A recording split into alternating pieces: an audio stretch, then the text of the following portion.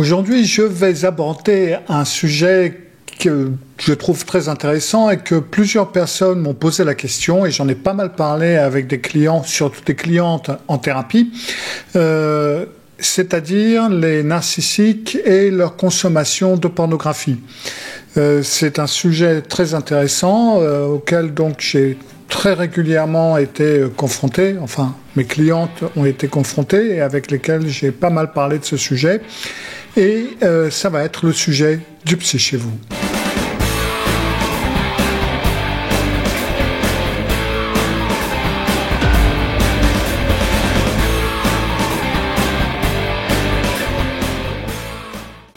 Alors, je vais commencer par un avertissement. Il ne s'agit pas ici d'une vidéo moraliste. Si un adulte souhaite regarder de la pornographie, et en supposant que cette pornographie ne représente que des personnes consentantes et qui sont bien entendu majeures à figurer dans ce film ou ce média ou ce que vous voulez, faites comme vous le voulez. C'est pas du tout une question de morale. Qu'est-ce qui est de la bonne, mauvaise pornographie? Est-ce que c'est bon, mia, blablabla. C'est pas là où est le sujet. Le sujet, ça va être le cas d'une personne qui regarde de la pornographie. Le plus souvent, ça va donc être un homme. Et cette personne est en relation avec quelqu'un d'autre. Et la personne avec qui cet homme est en relation s'en offense ou lui dit « Écoute, s'il te plaît, je sens que ça me manque de respect, j'aime pas ça, arrête de regarder de la pornographie. » Et dans le cadre qui nous intéresse, dans cette vidéo, nous allons parler d'une personne narcissique qui, bien entendu, n'arrête pas de regarder de la pornographie. Avant tout, si vous n'êtes pas encore abonné, souvenez-vous de cliquer sur le bouton s'abonner et puis également de cliquer sur la petite cloche pour être averti lorsque je mets une nouvelle vidéo en ligne. Et si vous aimez la vidéo, souvenez-vous du pouce bleu, ça aide au référencement. Donc la personne ou le narcissique n'arrête pas de regarder la vidéo et donc ça pose problème parce que l'autre va se sentir trahir et il y a beaucoup de trahison et de mauvais sentiments par rapport à ça de toute façon. Et il est important d'essayer d'analyser pourquoi, si vous êtes en relation avec un narcissique, pourquoi il continue à regarder de la pornographie, pourquoi il ne s'arrête pas, tout simplement. Pourquoi est-ce que ça devient presque compulsif? Alors, en fin de compte, ça pourrait être une vidéo extrêmement rapide. Si on me demande... Parlez-moi du narcissisme et de la pornographie. Est-ce qu'il y a des trucs Oui, je veux dire, les narcissiques regardent plus de pornographie de façon plus compulsive que les personnes qui ne sont pas narcissiques. Ça ne veut pas dire que toute personne qui regarde beaucoup de pornographie est narcissique, mais c'est le cas dans l'autre sens. Les personnes narcissiques, pour beaucoup d'entre elles, il y a une consommation de pornographie qui est beaucoup plus compulsive que les autres personnes. Encore une fois, là, un avertissement qui va continuer un petit peu. Comme je vous l'ai dit, je parle du cas, d'une relation hétérosexuelle, parce que qu'on le veuille ou non, c'est ce qu'il y a de plus ici-bas. Et donc, dans le cas, ça va être de la pornographie hétérosexuelle qui est vue, et généralement, ça va être par l'homme, et donc la femme qui n'apprécie pas trop. Maintenant, pour beaucoup d'entre vous qui avaient été dans une relation narcissique, quand je vous dis que les narcissiques regardent plus de porno que les autres, je pense que ça va pas être une découverte incroyable. La plupart des personnes qui ont été en relation narcissique le savent. Et peut-être que la consommation de pornographie de votre partenaire est peut-être toujours, si vous êtes toujours ensemble, une source chronique d'inconfort et très souvent, ce dont on m'a parlé plus souvent, c'est ce sentiment de trahison. Vous pouvez donc avoir l'impression que leur visionnage de pornographie est compulsif, quelque chose qu'ils font beaucoup trop souvent, trop régulièrement, et également quelque chose que vous vivez comme inapproprié et qui est hors des limites ou au-delà des limites de ce que vous voulez dans la relation. Mais qu'en est-il des narcissiques, en fin de compte, et de la pornographie? Est-ce qu'ils y sont vraiment attirés et est-ce qu'il y a vraiment une plus grande consommation des narcissiques, de pornographie des narcissiques? Alors, j'ai pu retrouver une étude qui a été publiée en 2014 par Casper et compagnie, donc Casper et al. Ou Casper et des collègues, qui a démontré qu'il y avait beaucoup d'associations très intéressantes entre la consommation de pornographie sur Internet et plusieurs mesures de narcissisme, dans lesquelles on pouvait presque mesurer un degré élevé de narcissisme en corrélation avec une consommation élevée de pornographie. Et quand on y réfléchit, quand on connaît un petit peu les personnalités du narcissisme, et ben en fin de compte,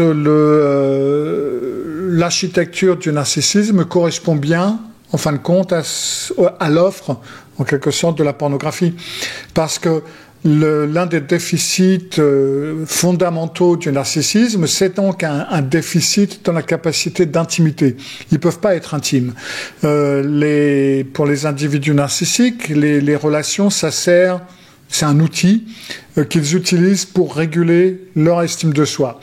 Donc leurs relations, ça ne concerne pas vraiment l'amour, la réciprocité, le respect, la mutualité, mais c'est plutôt que le narcissique veut obtenir ce qu'il veut, dont il a besoin, quand il en a besoin de l'autre personne. Donc, ça veut dire que les éléments d'intimité sont en fin de compte dépourvus de profondeur parce que ils servent à nourrir le besoin d'approvisionnement du narcissique. Comme je l'ai dit dans plusieurs de mes vidéos, vous êtes le cas échéant un réservoir. Donc, le sexe, s'il est vu au travers d'une perspective saine, eh ben le sexe, ça concerne l'émotion, ça concerne la connexion, on fait l'amour, on se transmet quelque chose, c'est un langage en quelque sorte. Mais lorsque vous voyez le sexe au travers de la capacité limitée du narcissique, eh ben c'est plutôt une question de pouvoir, de gratification, de contrôle, de performance, de validation. Et si vous y réfléchissez, ben la pornographie, ça répond très bien à tout ça. La pornographie prend le sexe, l'arrache en quelque sorte de la connexion à l'émotion et à tout ce que je viens de dire par ça, et c'est devenu une marchandise consommable à la demande. Elle ne nécessite aucune empathie, elle ne nécessite aucune connexion, aucune réciprocité, aucun respect, aucune considération pour l'autre, rien. Tout est superficiel, tout est visuel. Et puis, dépendamment des thèmes utilisés, certains thèmes vont présenter des dégradations du contrôle, du pouvoir, etc. Et donc, en plus, la pornographie n'exige absolument rien du narcissique. La seule chose qu'elle demande, en fin de compte, c'est un abonnement à un ou plusieurs sites. En fin de compte, c'est exactement, symboliquement également, ce qu'ils demandent et ce qu'ils aiment dans leur relation. Aucune exigence, aucune pression, aucune demande, que de la gratification. Donc la pornographie, elle est pratique, et puis c'est la chose que les narcissiques, que ce soit pratique, c'est la chose que les narcissiques veulent le plus de leur relation. Alors maintenant, un thème qui surgit régulièrement lorsqu'un partenaire confronte son partenaire narcissique à propos de sa consommation de pornographie excessive, eh ben ça va être bien entendu la manipulation.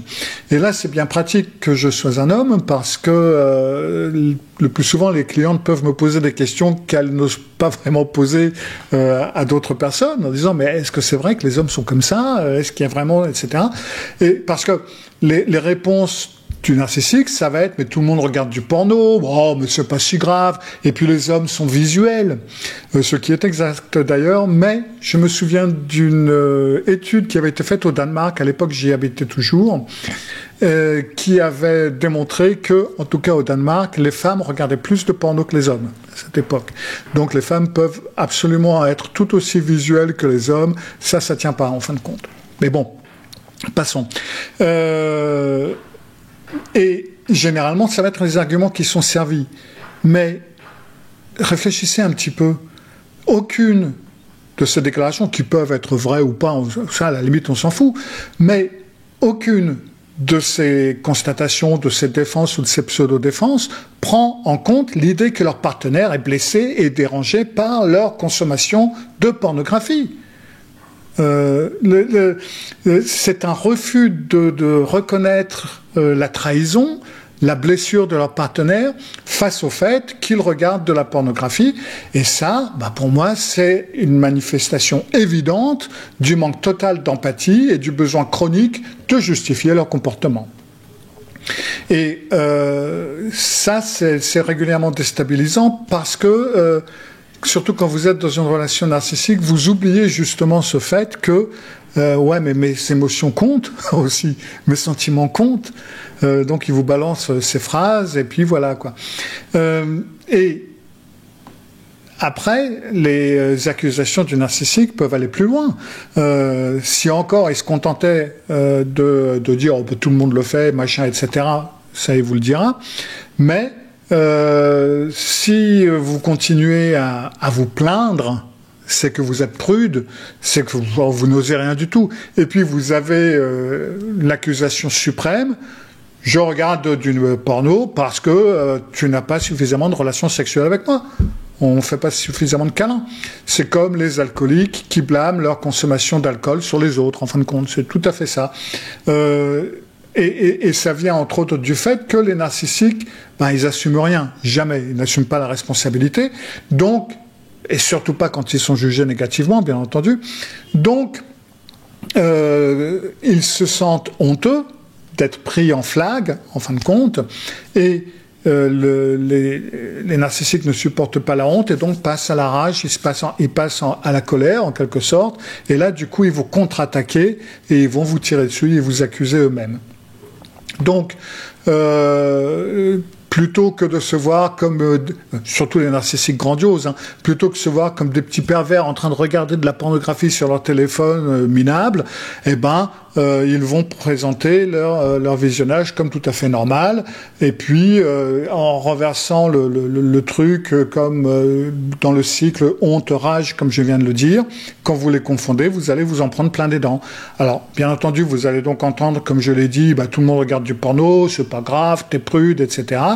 Ou si tu avais plus souvent, si tu me faisais plus souvent des câlins, alors je regarderais pas, parce que bien entendu, c'est de votre faute. Ils vont continuer avec du genre, ouais, si t'avais pas pris du poids, j'en serais pas là. Et puis, vous avez le truc ultime, ça vaut toujours mieux plutôt que je te trompe. C'est quand même mieux. Voilà. Et en fin de compte, mais c'est le choix entre la peste et le choléra, ce truc-là. Enfin, ça tient pas debout. Mais ce qui se passe, c'est que les gens, ou les femmes, dans ce cas-là, culpabilisent, et puis ils finissent par se dire, ouais, peut-être que ce qu'il fait, c'est normal, et puis voilà, quoi.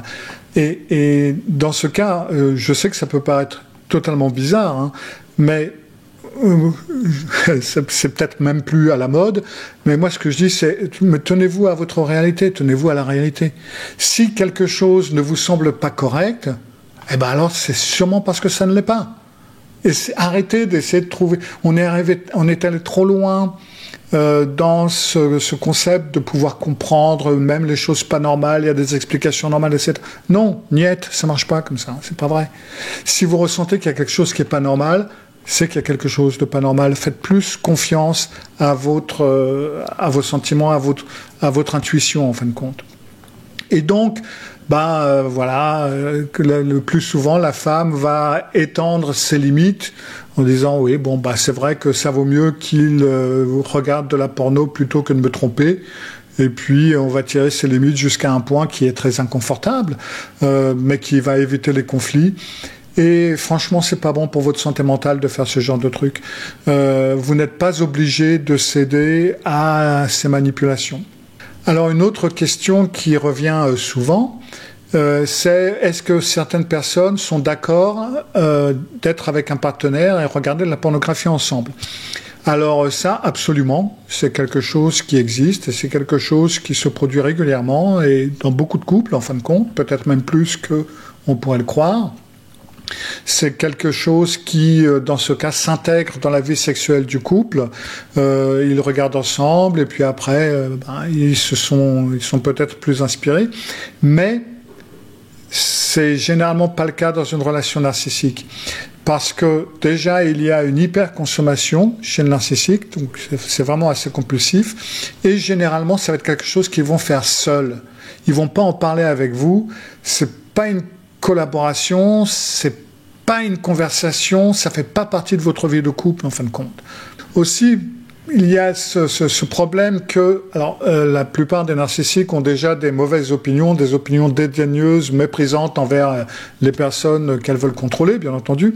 Et dans la pornographie, le plus souvent, ça va être conçu pour rabaisser, pour humilier quelqu'un et surtout pour maintenir des stéréotypes, pardon, là je le prononce en danois, des stéréotypes désobligeants sur les femmes. Ça joue sur certains rôles, ça joue sur certaines façons de manipulation, etc., etc.